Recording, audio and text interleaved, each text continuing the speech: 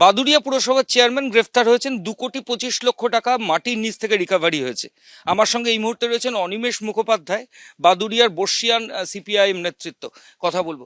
এই যে অবস্থা, 2,25,00,000 টাকা, গ্রামের লোকেরা বলছে আবাস দুর্নীতি থেকে বিভিন্ন দুর্নীতির টাকায়। একদম ঠিক।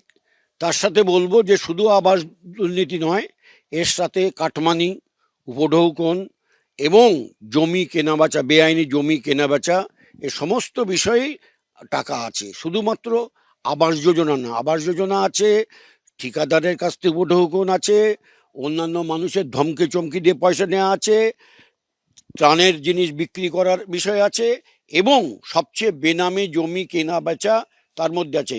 এখানকার বাদুড়িয়ার এ অতীত ছিল না যে জমি কিনতে গেলে পয়সা দিতে হবে, জমি বেচতে গেলে পয়সা হতে হবে। এই সিন্ডিকেট রাজ উনি চালাতেন, এবং ওর সাথে আরও সাঙ্গপাঙ্গ নেতৃত্ব ও এসব সব আছেন। এটা কতদিন ধরে শুরু হয়েছে? এটা শুরু হয়েছে, আমরা আমাদের দৃশ্যমানতা এসছে 22 সালের পুরো নির্বাচনের পর থেকে।